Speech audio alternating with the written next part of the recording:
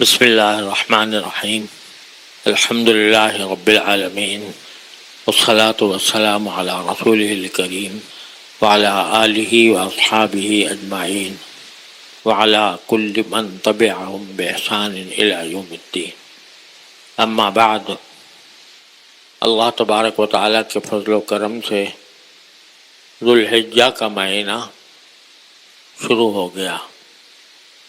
اللہ تبارک و تعالیٰ اپنے بندوں کو اپنی رحمت سے نوازنے کے لیے وقتاً فوقتاً کچھ دن اور کچھ راتیں متعین فرما دیتے ہیں جن کے ذریعے بندہ اپنے اللہ سے قریب ہو جائے. یہ ذوالحجہ کے جو ایام ہیں یہ بھی اللہ تعالیٰ کی رحمت کے خاص دن ہیں، اور اس مہینے کو کچھ خصوصیات ایسی حاصل ہیں کہ اس میں وہ عبادتیں اللہ تبارک و تعالیٰ نے مقرر فرمائی ہیں جو سال کے کسی اور دن، سال کے کسی اور حصے میں ادا نہیں کی جا سکتی. مثلا حج ہے، وہ صرف اسی مہینے میں ہو سکتا ہے، کسی اور مہینے میں نہیں. عرفات کا دن آنے والا ہے، 9 ذوالحجہ کو سارے حجاج عرفات کے میدان میں جمع ہوتے ہیں اور اس پر اللہ کی خاص رحمتیں نازل ہوتی ہیں. ذوالحجہ کا یہ دن گزر جائے، آپ جا کے 1 دن نہیں 10 دن وہاں پر بیٹھ جاؤ، وہ کوئی عبادت نہیں ہے. تو یہ عبادت اسی خاص دن کے ساتھ مخصوص ہے. اسی طرح قربانی وہ صرف ان 3 دنوں میں ہو سکتی ہے، 10، 11، 12 ذوالحجہ. سارے سال نہیں ہو سکتی. سارے سال اگر آپ کوئی بکرا صدقہ کرتے ہو تو وہ صدقہ ہے.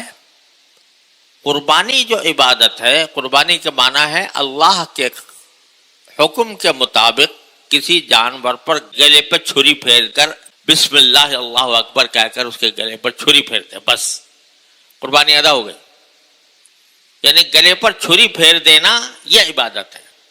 یہ عام دنوں میں نہیں ہو سکتا. عام دنوں میں گلے پہ چھری پھیرنے میں کوئی ثواب نہیں. ہاں، گوشت تقسیم کر دو، گوشت صدقہ کر دو، اس کا ثواب ہے.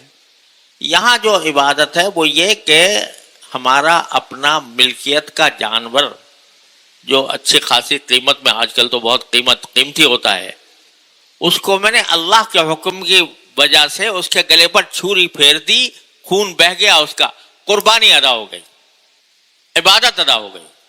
بعد میں گوشت خود کھاؤ، دوسرے کو کھلاؤ، تم جانو، تمہارا کام جانے. لیکن عبادت صرف گلے پر چھری پھیر دینے سے ادا ہو جاتی ہے، اس کو ذبح کر دینے سے ادا ہو جاتی ہے. یہ اور کسی سال کے کسی اور دن میں نہیں ہو سکتا. تکبیر تشریق ہے جو 9 تاریخ سے شروع ہوگی اور 13 تاریخ تک جاری رہے گی. اللہ اکبر اللہ اکبر لا الہ الا اللہ اللہ اکبر اللہ اکبر وللہ الحمد. یہ ہر فرض نماز کے بعد بلند آواز سے کہنا مردوں کے لیے یہ واجب کر دیا. انہی دنوں میں ہے، بس باقی دنوں میں نہیں ہے. تو معلوم ہوا کہ اللہ تبارک و تعالیٰ نے ان ایام کو اپنی خصوصی عبادتوں کے لیے منتخب فرمایا. اور یہ جو 9 دن آ رہے ہیں عید الاضحیٰ سے پہلے، ان کو یہ فرما دیا کہ کسی اور دن میں اللہ تبارک و تعالیٰ کو اپنی عبادت اتنی محبوب نہیں ہے جتنی ان دنوں میں ہے. کوئی بھی عبادت. اور اس کی مزید تفصیل حدیث میں یہ بیان فرمائی کہ اگر کوئی شخص ان دنوں میں کوئی 1 روزہ رکھے تو 1 روزہ سال بھر کے روزے کے برابر. سال بھر روزہ رکھنے سے جو ثواب ملتا وہ ان دنوں میں 1 روزہ رکھنے سے ثواب مل جائے گا. اور 1 رات میں اللہ کی عبادت کرنا وہ ایسا ہے جیسے لیلۃ القدر میں عبادت کرنا. یہ فضیلت بھی انہی دنوں کو حاصل اللہ تعالیٰ نے عطا فرما دی. اور خاص طور پر عرفے کا دن 9 ذوالحجہ، اس کے لیے فرمایا کہ جو اس دن میں روزہ رکھے تو اس کا اللہ تعالیٰ اس کے گناہوں کا 1 سال پہلے اور 1 سال بعد کے گناہوں کا کفارہ فرما دیتے ہیں۔ تو یہ خاص خصوصیات ہیں جو اللہ تبارک و تعالیٰ نے ان ایام کی رکھی ہیں۔ اور یہ بھی مستحب ہے کہ ان دنوں میں کثرت سے اللہ کی تکبیر کہی جائے، اللہ اکبر لا الہ الا اللہ واللہ اکبر وللہ الحمد۔ چلتے پھرتے اٹھتے بیٹھتے زبان پر اللہ کی تکبیر ہو۔ یہ تکبیر کے دن ہیں، اللہ کی بڑائی بیان کرنے کے دن ہیں۔ اور جب آپ جانور کو ذبح کرتے ہیں تو اس وقت تک حلال نہیں ہوگا جب تک کہ آپ اس پر بسم اللہ اللہ اکبر نہ کہیں۔ بسم اللہ اللہ اکبر اگر کہہ دیا جانور حلال ہو گیا، گوشت کھانا جائز ہو گیا۔ اور اگر یہ کلمہ نہیں پڑھا جان بوجھ کر اور ذبح کر دیا، وہ مردار ہے، اس کا گوشت کھانا حرام ہے۔ اگر کوئی جان بوجھ کر بسم اللہ اللہ اکبر پڑھے بغیر جانور ذبح کر دے تو جانور ہے وہ حرام ہو جائے، مردار ہے، وہ اس کا کھانا جائز نہیں۔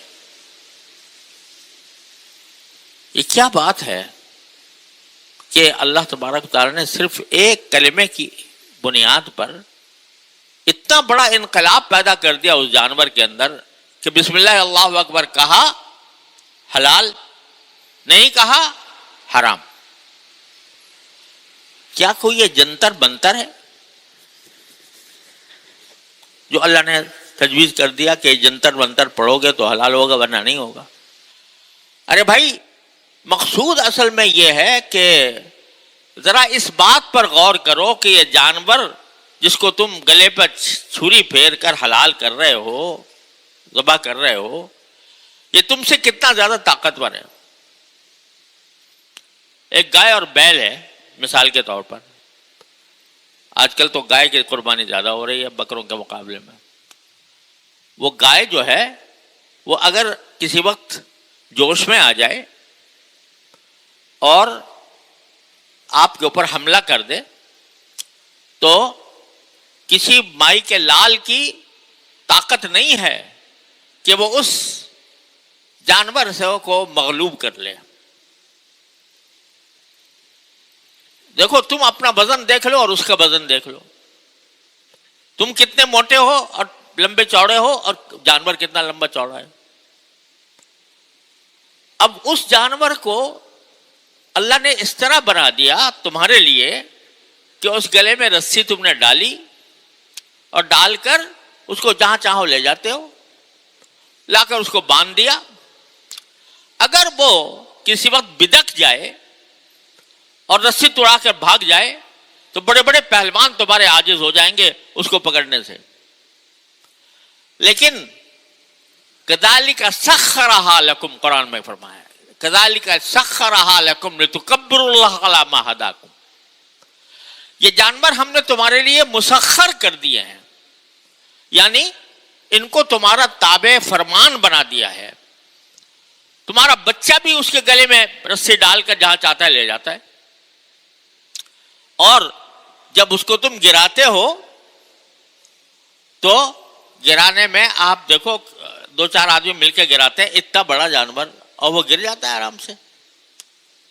اور اس کی گردن کو یوں ایسے اوپر کیا، وہ اس پہ گلی پہ چوری پھیر کے تم نے اس کو اپنا کھانے کا بہترین ذریعہ بنا لیا، خود بخود ہو گیا یہ سب کام۔ یعنی اتنے بڑے طاقتور جانور کو تمہارے لیے رام کر دیا، تمہیں اس کا ایک طرح سے تمہیں اس کا مالک بنا دیا، اور تمہیں جائز کر دیا کہ تم اس کو گلے پر چھری پھیر کر اس کو حلال کر لو، حلال کر کے کھا جاؤ اس کو۔ تو بھائی، جس ذات نے یہ کام کیا ہے کہ اس جانور کو تمہارے آگے رام کر دیا جبکہ یہ تم سے کہیں زیادہ طاقتور ہے، اور نہ صرف رام کر دیا بلکہ کھانے کو حلال بھی کر دیا. ورنہ یہ کہہ سکتا تھا کہ بھائی تم کون, تمہاری کیا حیثیت ہے, تو میں ایک زور کی سینگ مار دوں تمہیں تو تمہارا حلیہ بگڑ جائے, تم کہاں آ گئے مجھے ذبح کرنے. لیکن اللہ نے رام کر دیا کہ بھائی تم, یہ انسان ہے, یہ میرے اشرف المخلوقات ہے, میں نے اس کو کسی اور کام کے لیے پیدا کیا ہے, اس کام کا وہ کام چونکہ یہ کرتا ہے لہذا تم اس کی آگے سر جھکایا کرو, اور اگر یہ تمہارے گلے پر چھری پھیرنے دو. جانور کو یہ سکھا دیا, اس کی گھٹی میں یہ ڈال دیا. سخرھا لکم, کس نے ڈالا بھائی, کس نے اس کی گھٹی میں یہ بات ڈال دی کہ تم جا کر اس کو قربان کر دو, اس کو ذبح کر دو, تو ذبح ہو جاؤ اس کے لیے. اللہ ہی تو ہے نا جس نے یہ سارے جانور تمہارے لیے مسخر کر دیے, تو کم از کم اس کا نام تو لے لو, بسم اللہ, کہ میں اللہ کے نام سے ذبح کر رہا ہوں, کیونکہ میرے اندر طاقت نہیں تھی کہ میں اس کو اپنے قابو میں لا سکتا, اس کو ذبح کر سکتا, اس کا گوشت کھا سکتا. اللہ تبارک و تعالی نے اپنی قدرت سے, اپنی رحمت سے مجھے یہ جانور مسخر کر کے دیا, لہذا نام لو بسم اللہ.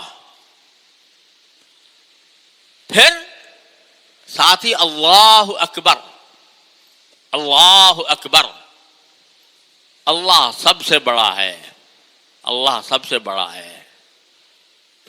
یہ کلمہ کہلوایا جا رہا ہے ذبح کرتے وقت بھی, اور ان دنوں میں نے عرض کیا کہ زبان سے اللہ کی تکبیر کرنا, اللہ کی بڑائی بیان کرنا یہ مستحب ہے, جتنا زیادہ کثرت سے کرو گے اتنا ہی بہتر ہے.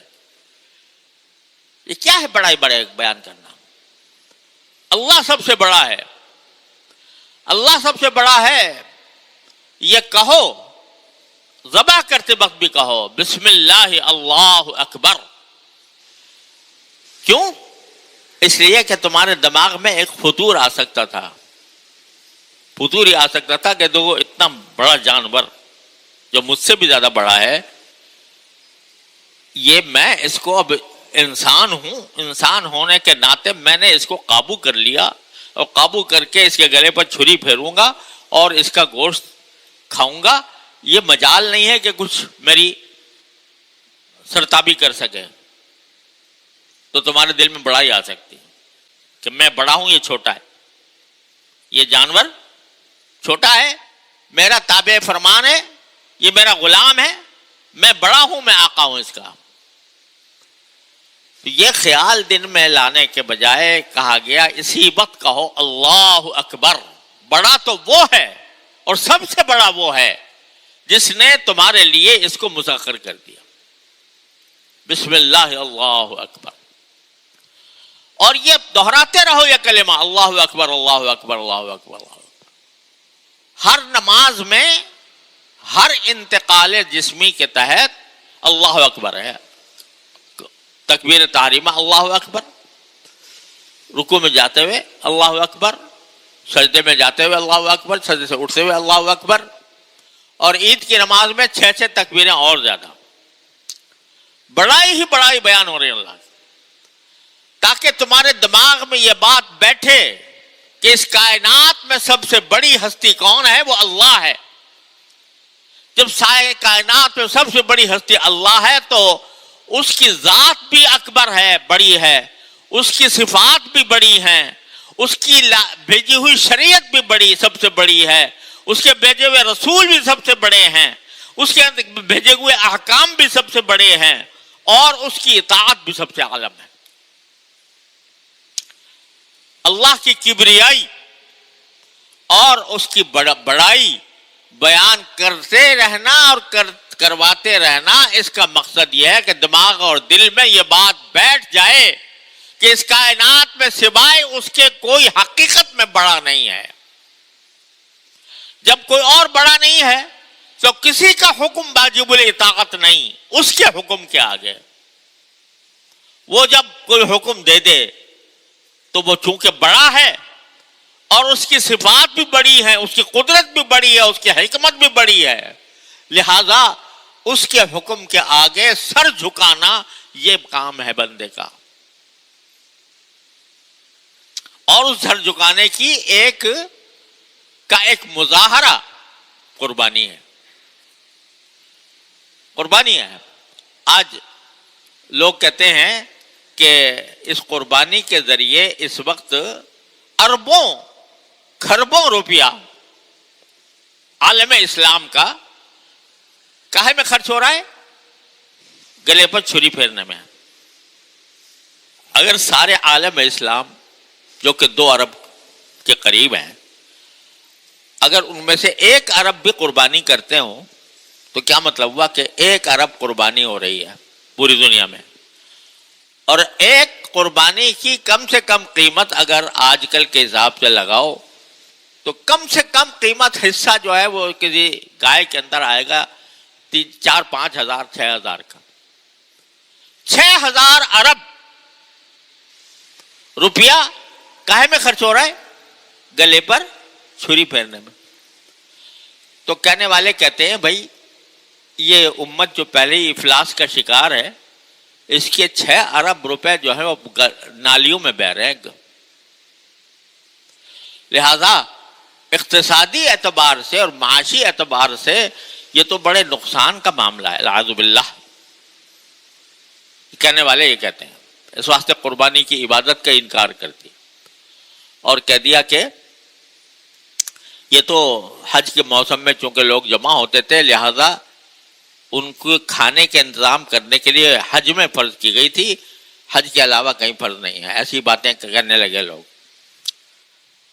کیونکہ معاشی نقصان ہے. اتنا بڑا نقصان 6,000 ارب مثلا میں نے حساب ایسے ہی علی حساب 6,000 ارب کا نقصان ہو گیا، نالیوں میں بہہ رہا ہے خون. تو یہی بات تو سکھانی ہے قربانی کے ذریعے کہ جب اللہ کا حکم آ جائے تو چونکہ وہ سب سے بڑا ہے، تمہاری عقل سے بڑا، تمہاری سمجھ سے بڑا، تمہاری مصلحتوں سے بڑا، تمہارے اپنے مفادات سے بڑا، لہذا پھر یہ تمہارے حساب کتاب سب بیکار ہیں اس کی بڑائی کے آگے. اس کی بڑائی کا تقاضا یہ ہے کہ اس کے آگے سر جھکاؤ اور قربانی کرو. دیکھو ابراہیم علیہ السلام کو کیا حکم ہو رہا ہے؟ بچے کو قربان کر دو. بچہ بھی کون؟ نابالغ. نابالغ بھی کیسا؟ نبی کا بیٹا. اس بیٹے کو کہہ رہے ہیں کہ جا کے قربان کر دو. کوئی عقل میں بات آتی ہے کہ ایک باپ اپنے بیٹے کو ذبح کر دے؟ لیکن پلٹ کر ابراہیم علیہ السلام نے یہ نہیں پوچھا کہ یا اللہ میرا بڑی مرادوں سے مانگا ہوا بیٹا ہے اور نابالغ ہے، نابالغ کو تو جنگ میں بھی قتل کرنا حرام ہے، تو میں کیوں اس کو قتل کروں؟ کیوں کا سوال نہیں کیا ابراہیم علیہ السلام. بیٹے سے کہا کہ بیٹا مجھے خواب میں نظر آیا ہے اور مجھے حکم ملا ہے کہ تمہیں قربان کروں. بیٹے نے بھی پلٹ کے نہیں پوچھا کہ ابا جان مجھے کس جرم کی سزا دی جا رہی ہے، مجھے کیوں مارا جا رہا ہے، مجھے کیوں موت کے گھاٹ اتارا جا رہا ہے، میرا کیا جرم ہے. اس نے بھی پلٹ کر نہیں پوچھا. وہ بھی ابراہیم کا بیٹا تھا، پیغمبر کا بیٹا تھا، اور وہ بیٹا تھا جس کی صلب سے خاتم النبیین صلی اللہ علیہ وسلم تشریف لانے والے تھے. اس کا جواب کیا تھا؟ اس کا جواب تھا یا ابت فعل ما تؤمر. ابا جان جس بات کا آپ کو حکم ملا ہے وہ کر گزریے اور میری فکر نہ کیجیے. ستجدونی انشاءاللہ من الصابرین. آپ مجھے اللہ نے چاہا مجھے صبر کرنے والوں میں پائیں گے. یہ ہے قربانی.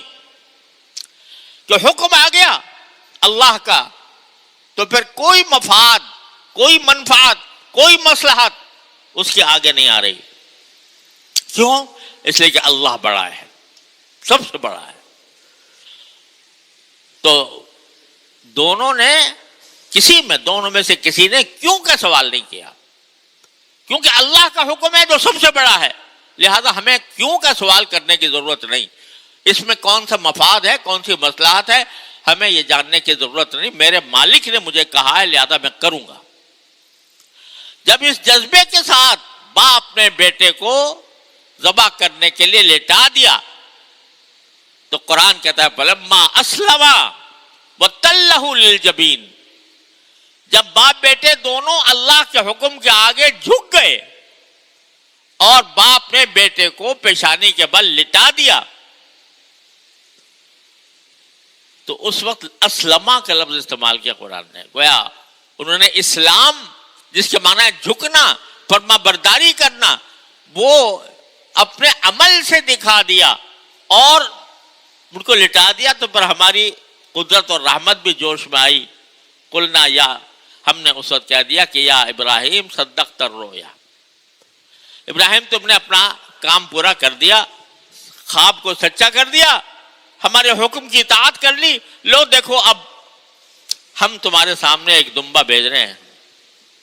وہ دمبا، یہ جو چھری ہے یہ تمہارے بیٹے کے بجائے اس دمبے کے اوپر، اس مینڈے کے اوپر پھر گئی. وہ دیکھا تو وہ مرا، بچہ صاف بیٹھا ہے اور مینڈا پڑا ہوا ہے. تو جس ابراہیم نے علیہ الصلوۃ والسلام اپنے بیٹے کے اوپر کے گلے پر چھری پھیرتے وقت بھی کیوں نہیں کہا، آج دمبے پر اور گائے پر چھری پھیرتے ہوئے کہتے ہو کیوں پھیرے، ہمارا نقصان ہے اس میں. ارے اس کا ادھر تو بیٹے کی جان جا رہی تھی، بیٹے کی جان کا نقصان تھا. یہاں اگر مال کا نقصان ہے تو اس مال کا نقصان اللہ کے، کیونکہ اللہ بڑا ہے، اللہ اکبر، لہذا اللہ کے حکم پر یہ قربان کرنا ہی ہوگا. یہ فلسفہ ہے اور یہ نظریہ ہے اور یہ فکر ہے جو ہر مسلمان کے دل میں اتارنی ہے قربانی کے ذریعے. اور حقیقت تو یہ ہے کہ جو لوگ اس قسم کا حساب کتاب کرتے ہیں سارے حساب کتاب دھرے رہ جاتے ہیں، اور ان کے جو منافع ہیں، فوائد ہیں، وہ اتنے آشکار ہوتے ہیں کہ یہ سارے حساب کتاب دھرے رہ جاتے ہیں. اگر کوئی شخص یہ سوچے کہ وہاں حج جو ہو رہا ہے نا، اس میں 25-30 لاکھ آدمی وہ 3 دن مینا میں پڑے ہوئے ہیں. اور کیوں پڑے ہوئے؟ ایک پتھر کو جا کے کنکریاں مارنی.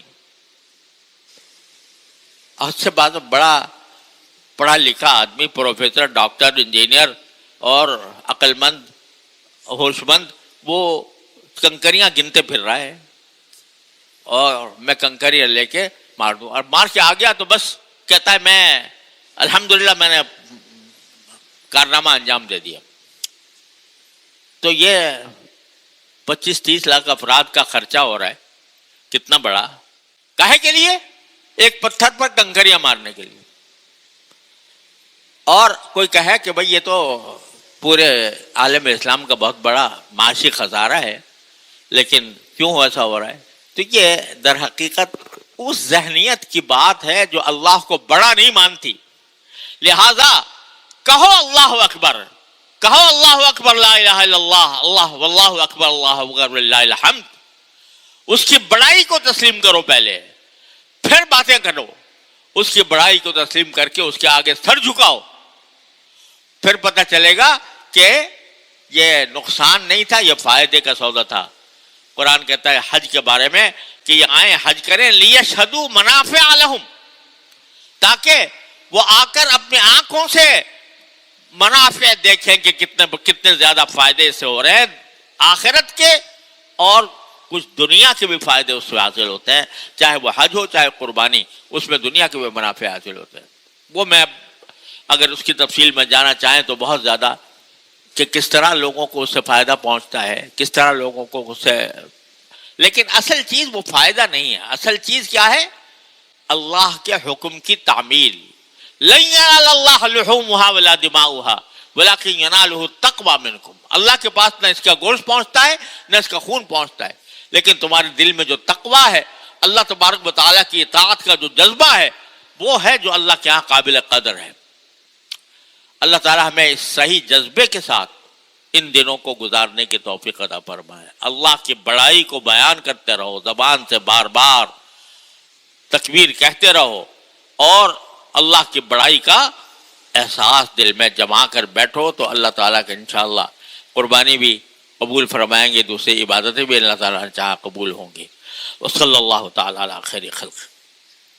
انشاءاللہ جامعہ دارالعلوم کراچی کی عیدگاہ میں عید الاضحیٰ کی نماز 7:15 بجے ادا کی جائے گی، 7:15 بجے عیدگاہ کے اندر۔ حضرات سے گزارش ہے کہ وہ اپنی جانمازیں بھی ساتھ لے کر آئیں۔